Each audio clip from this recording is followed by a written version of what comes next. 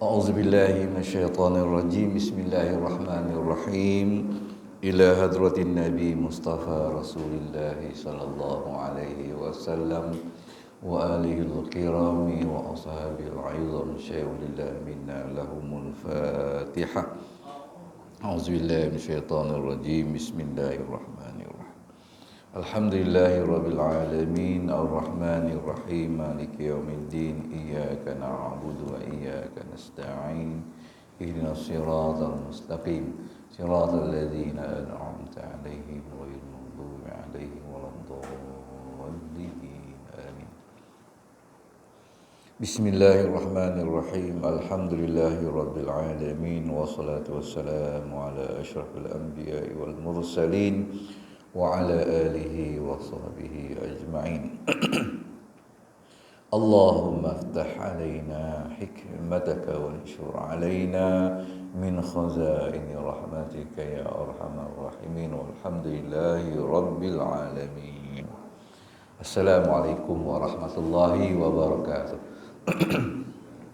Innal hamdalillah asyhadu an la ilaha illallah wa asyhadu anna Muhammadan abduhu wa rasuluh. Allahumma salli ala sayyidina Muhammad wa ala alihi wa ashabihi wa man da'a bi da'watihi ila yaumil qiyamah la raiba fihi. Subhanaka la ilma lana illa ma 'allamtana innaka antal alimul hakim. Wa la hawla wa la quwwata illa billahil aliyyil azim. Rabbi shrah li sadri wa yassir li amri wal 'uqdatam min lisani yafqahu qawli.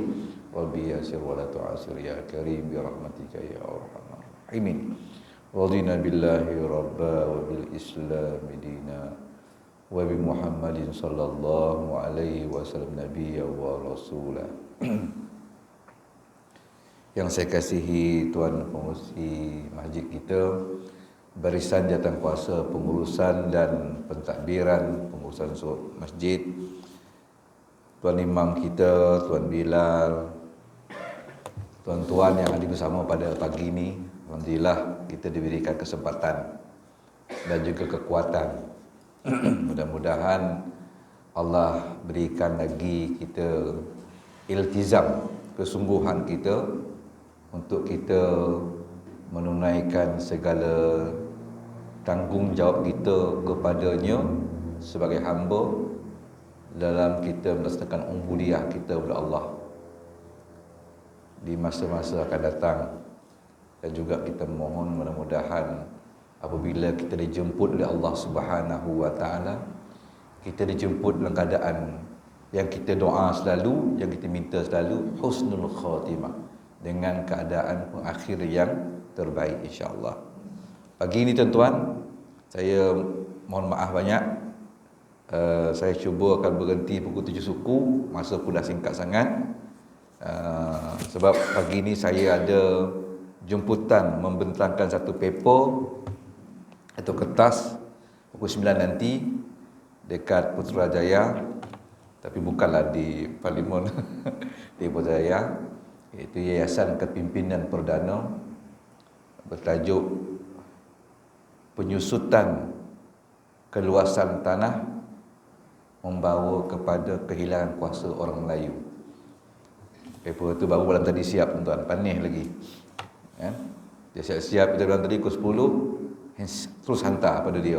Ya, urus dia.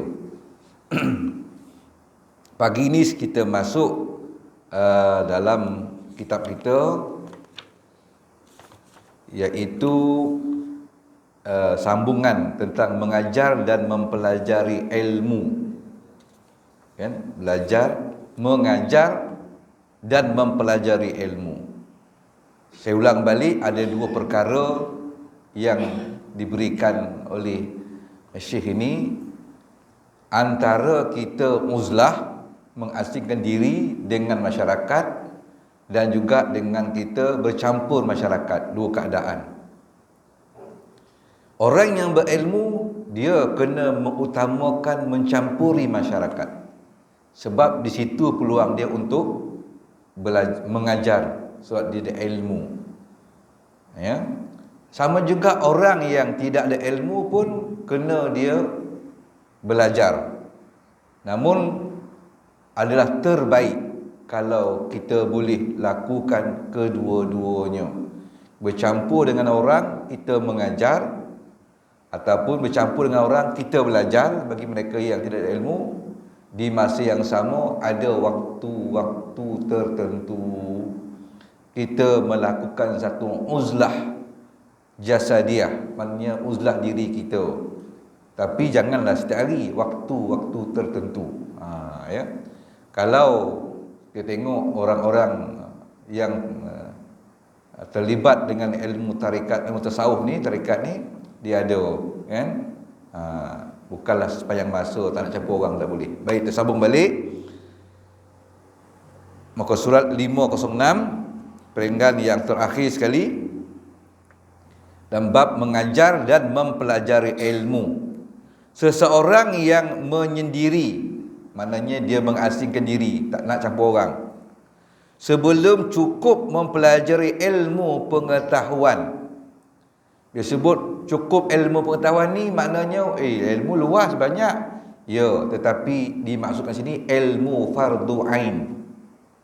Ada 3, iaitu berkaitan dengan akidah dipanggil ilmu tauhid. Berkaitan hukum hakam dipanggil ilmu ibadah.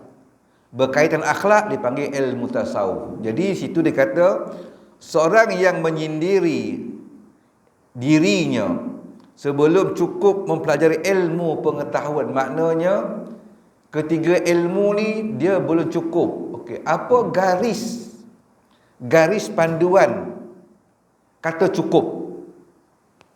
Kalau nasi kan, saya insya-Allah sepinggan cukup, bolehlah kan.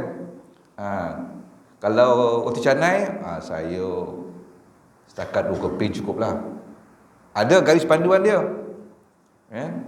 Tapi ada seorang ni, saya jumpa, dia ni pakar. Bagi saya pakar sebab saya kumpulkan orang, bayar RM30 seorang, di kolam 30 orang itu saya kumpulkan, bayar RM30 seorang, jemput dia ceramah tentang pemakanan.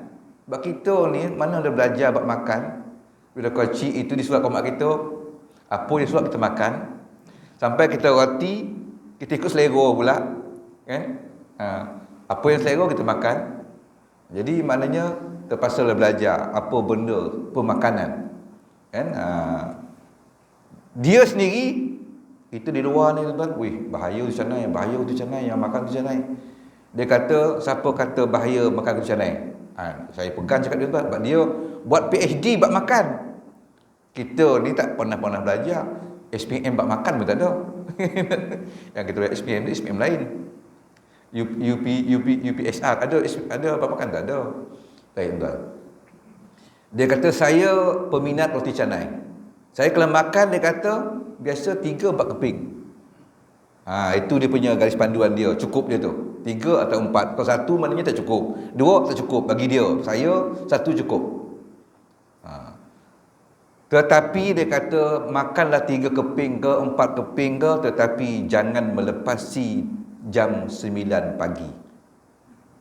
Yalah, dia kaji sistem perut, dia kaji sistem luaran ni kan.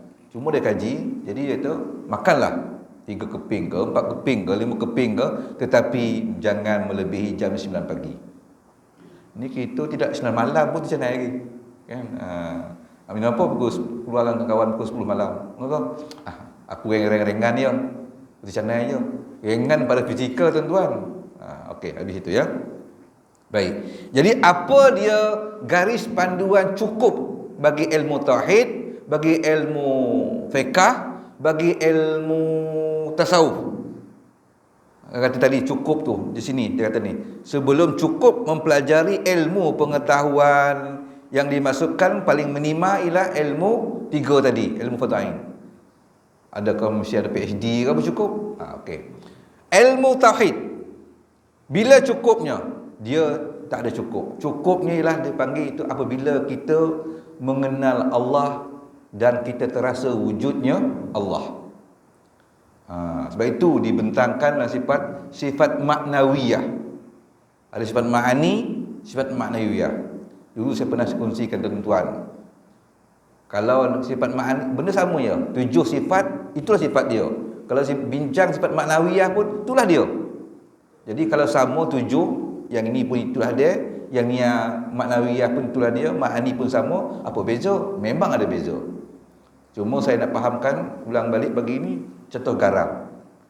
Okey, garam ni garam. Apa rasa garam? Masin. Okey, kalau masin tu, ma'ani. Sebab boleh sebut. Tahu masin? Tahu. Dia cerita masin tu.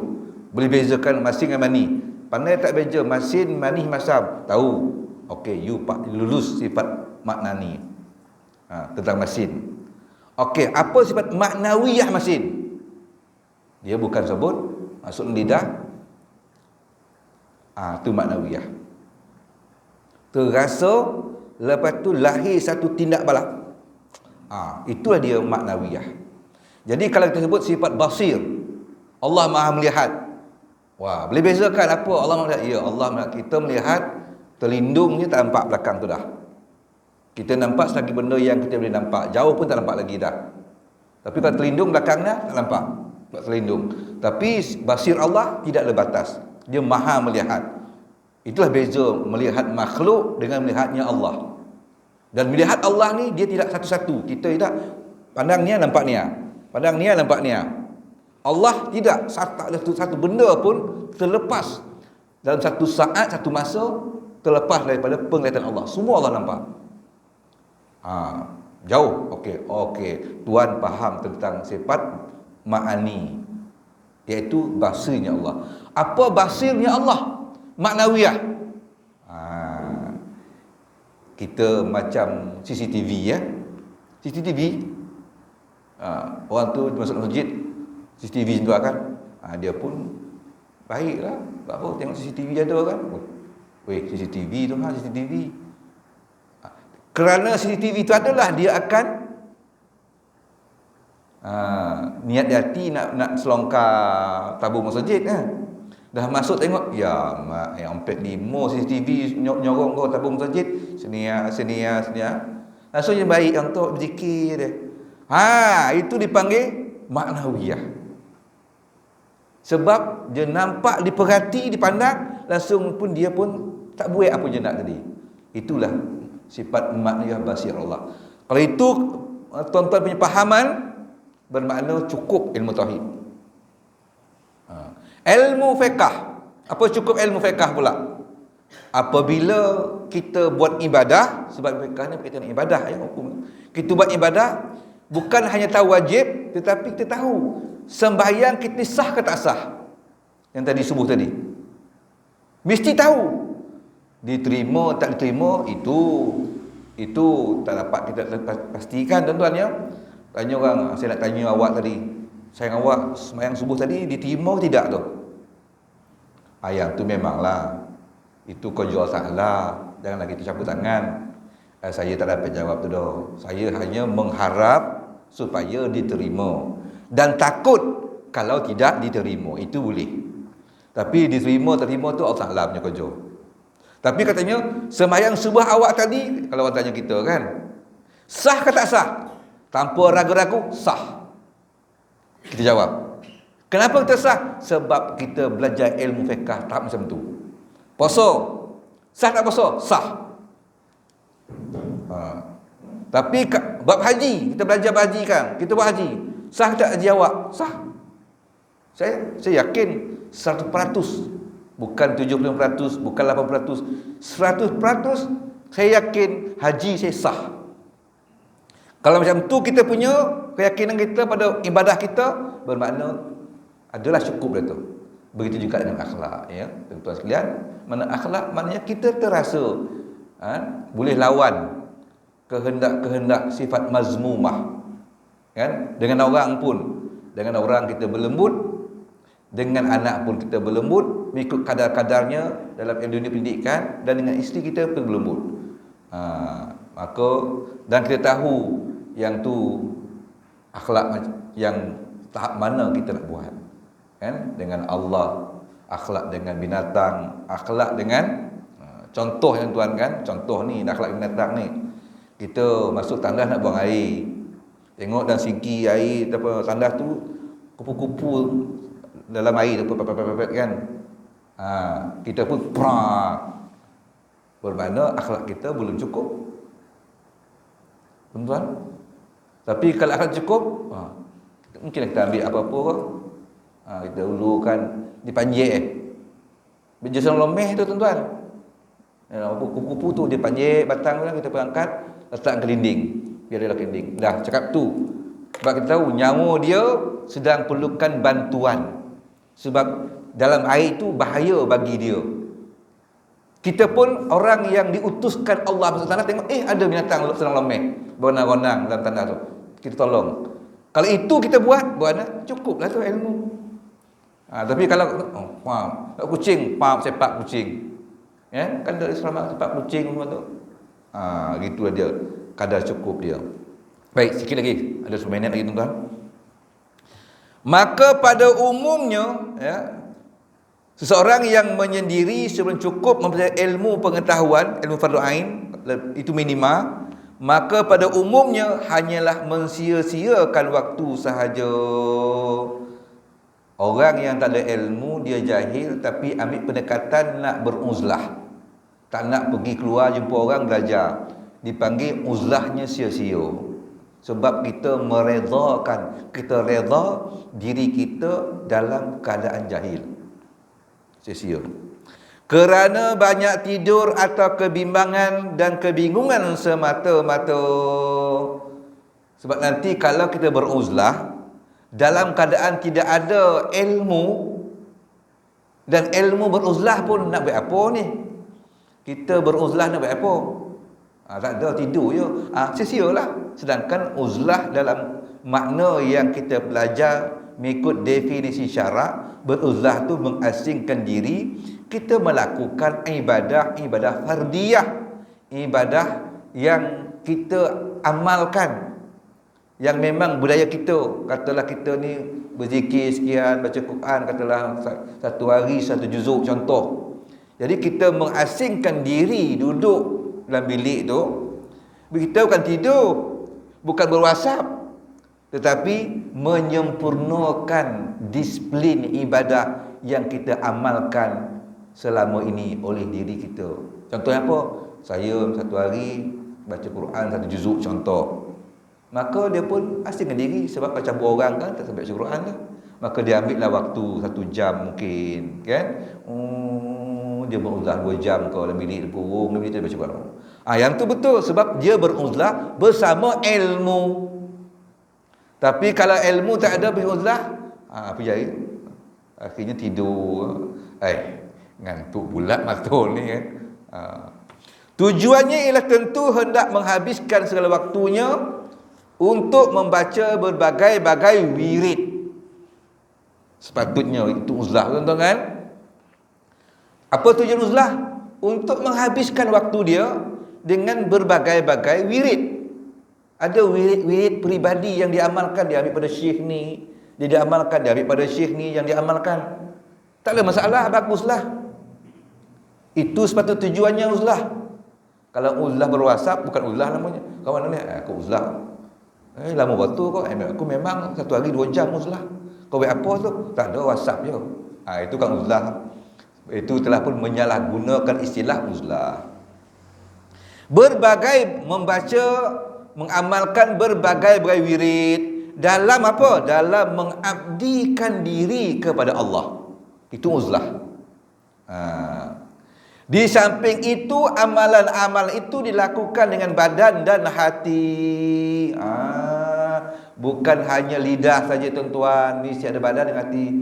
Bila sebut uzlah, bila dia berwirid, lidah sebut dan hatinya mengikut, dan gerak badannya pun ikut. Contoh saya nak ambil lah. Dulu saya pernah belajar sekejap, ya, dengan Syekh Mustafa, Allahyarham, di Kuala Pilah, Senaling. Dia kata zikir ni, dia kata mesti tiga serangkai. Mesti 3 serangkai itu diikat pada satu bucu. 3 punca ni diikat pada satu bucu. Apa makna tu tuan? Dia kata bila kita berzikir, lidah hati, anggota badan.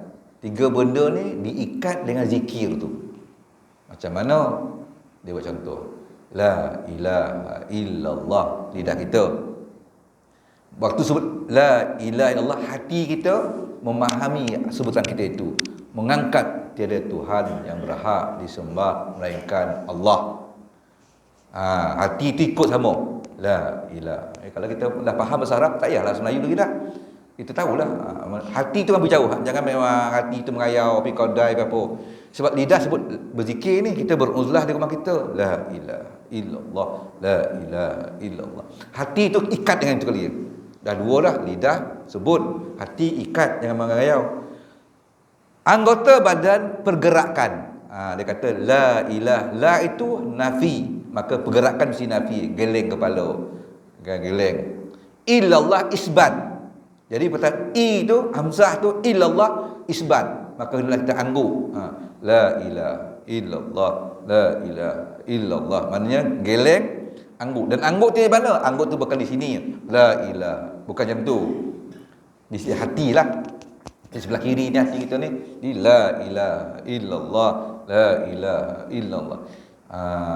Itulah zikir apa yang saya dapat pada guru saya dulu. Jadi maknanya 3 tu benda tu. Maknanya hendak amalan itu hendaklah dilakukan dengan badan dan hati. Tapi kalau kita zikir la ilaha illallah, boleh tak? Tidaklah salah pada hukum fiqahnya. Tinggal lagi mungkin kalau kita belajar zikir, kita nampaklah sikit cacatnya. Salah tak pada hukum fiqah? Tak salah. Kita tahu. Kalau saya macam ni Ustaz, salah tak? Tak salah. Buatlah. Itu ilmu fiqah. Kan? Sebab itu. Tapi kalau lihat kepada zikirnya, dia kurang sempurna. Sebab kita mungkin kita hanya satu saja, lidah saja yang diikat dengan zikir. Hati pergi mengayau. Pulang kita tak ke mana gorak min hantam gorak satu jelah. Sedangkan 3, nak 3. Lidah diikat dengan zikir, hati diikat dengan zikir tu, bucu zikir tu, dan anggota pun ikut rentak zikir tu. Jadi 3 tadi diikat pada satu bucu. Apa bucunya? La ilaha illallah. Ya. Jadi itulah mungkin bezanya orang alim dulu berzikir dengan kita yang biasa berzikir. Kan? Kenapa orang alim dulu berzikir dia jadi hebat? Kenapa kita berzikir tak jadi hebat? Mungkin itulah antaranya. Banyak disiplin kehendak zikir itu tak kita ikuti. Ya. Kita boleh zikir, dulu zikir la ilaha illallah. Orang dapur pula dalam tahlil lah tu dia kata. Keluarkanlah jambar. Sedang berzikir keluar jambar, habislah tuan-tuan. Hilanglah kosok zikir. Kita sedang nak ikat 3 benda satu bucu ni. Kan? 3 serangkai tu nak ikat satu bucu. Tiba-tiba jambar pun keluar. Baru pula kari kambing. Langsung terburai balik ikatan tu. Zikir tak ke mana, bucu-bucu pun hilang lah. La ilaha berio kan, kawal ni nak ikat tu. Sekali tengok dah ada penjambar kan, tengok kari kambing pula. Allahu akbar. Langsung kita pun imam ni penjambon nak zikir berapa bawa tu. Kita bisik berapa dia buat tu? 1000 ke? Kan? Saya dan tuan ada seorang lobai, dia bukan imam tapi dia lobai. Beza tuan-tuan ya. Dulu kalau imam mesti lobai. Dululah. Kan? Dulu dia kalau tuan di imam. Tapi ramai lobai kampung dulu. Jadi tak imam lobai. Dia ni Labai Bahman nama dia. Orang kampung tak nak bagi dia pimpin zikir. Tak nak. Kalau kenduri dia tak naklah dia tu. Sebab apa tuan? Dia punya zikir bukan 100, bukan 200, bukan 1000 dia bawa tuan-tuan. Jadi maknanya mengganggulah program yang kedua tu pula, program jamuan tu terganggu. Okey tuan, sikit lagi. Sikit lagi tuan.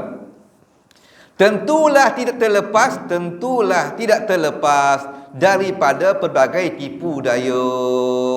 Bila kita beruzlah, kita kena buat wirid-wirid, amalan-amalan zikir, sembahyang, Quran. Dan kita mesti pergerakan badan. Sembahyang memang sembahyang terhimpun 3 ni, 3 rangkai ni. Allahu akbar. Kan?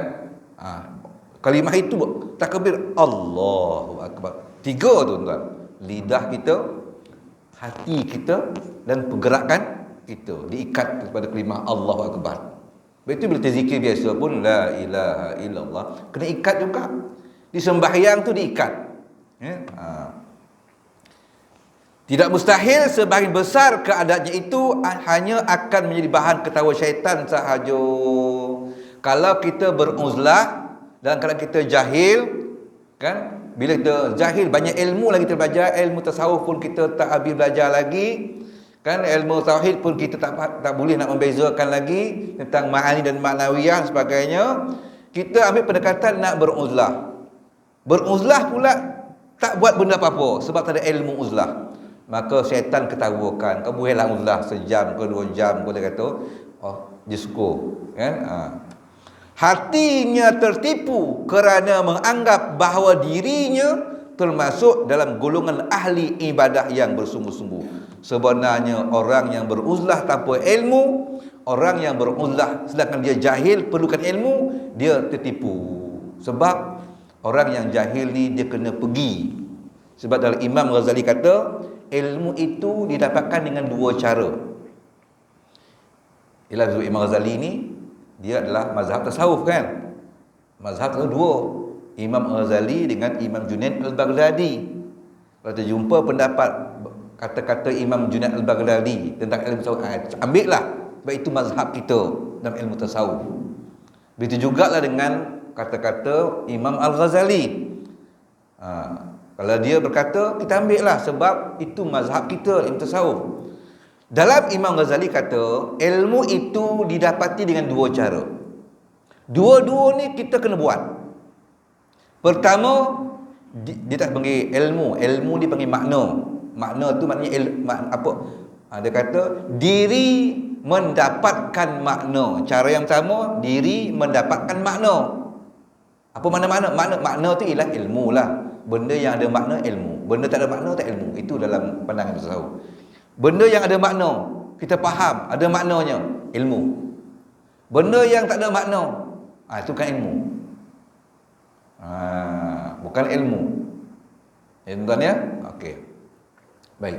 Diri, yang cara yang pertama dia kata, diri mendapatkan makna. Maknanya diri kita kena keluar cari tuan guru. Kena pergi cari tuan guru. Kita bergerak, batang tubuh kita diri bergerak pergi mencari ilmu, cari tuan guru. Sebab tuan guru tu banyak ilmunya, banyak makna-makna yang dia faham, ilmu yang ada pada dia. Okey, diri mendapatkan makna. Itu cara yang kedua. Dengan cara apa? Dengan cara kita bertalaki. Dengan cara apa? Kita bertanya. Dengan cara apa? Kita mendengar. Kita bertalaki. Tapi sebenarnya disiplin ilmu yang agak tinggi talaki lah. Sebab tak jatuh, ilmu tak jatuh. Mendengar, kan? Bertanya. Okay. Yang kedua, cara yang kedua untuk pakai ilmu ialah makna mendapatkan diri. Makna mendapatkan diri ini dipanggil ilham. Kita tak duduk rumah, sap nyala mental kita, dapat ilmu. Itu ilham. Itu pun ilmu juga. Kita tak ke mana-mana, tapi makna datang, itu ilham, itu kehendak Allah. Cara apa?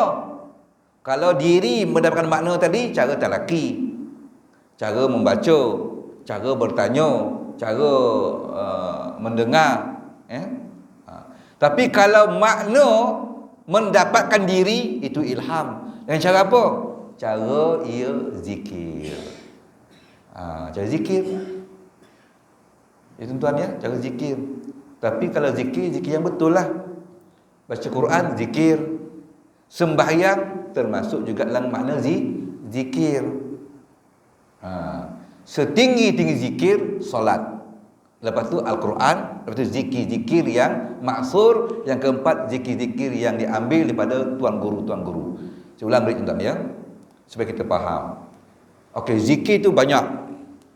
Dan cara, ini semua ni adalah cara supaya makna mendapatkan diri. Dapat ilham. Kita bila keadaan pun dapat ilham, boleh fikir. Baru kita,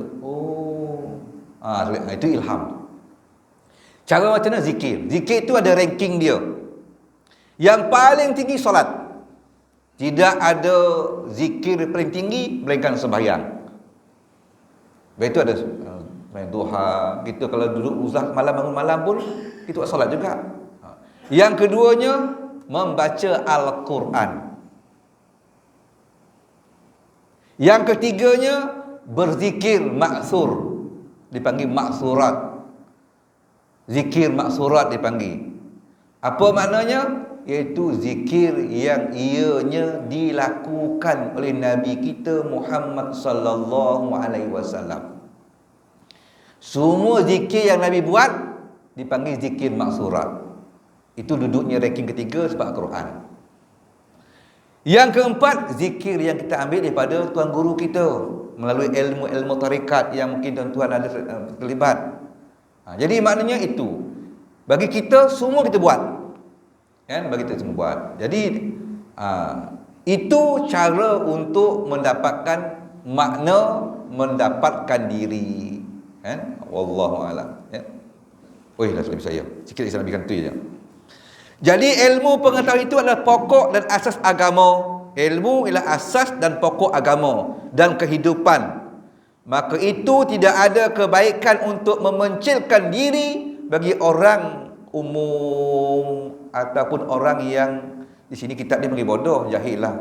Bagi orang jahil tidak ada kepentingan dia untuk beruzlah. Kepentingan dia ialah untuk pergi cari tuan guru. Okey. Hal yang berkaitan memberikan pelajaran, hal yang berkaitan memberikan pelajaran bahawa di dalamnya terkandung pahala yang amat besar. Kenapa pula kita kena keluar belajar sedang beruzlah ni? Baik juga, tapi lebih utama dia keluar lagi. Sebab bagi orang jahil, keluar belajar itu dikira pahala ibadah. Lebih besar daripada dia pahala beruzlah. Selama memberikan pelajaran yang dilakukan dengan niat yang jujur dan baik, tapi mestilah niatnya jujur dan kembali juga berniat kita. Belajar jadi dapat pahala ibadah kalau niatnya baik, ya. Sama ada orang yang mengajar atau orang yang belajar, mesti sama-sama ikhlas. Orang yang mengajar pun mesti ikhlas, orang yang belajar pun mestilah ikhlas. Maka akan dapatlah pahala ibadah. Tuan-tuan sekalian, mohon maaf saya, itu pun kita berhenti 7.40. Mohon maaf saya. Saya kata dulu pada pagi ini.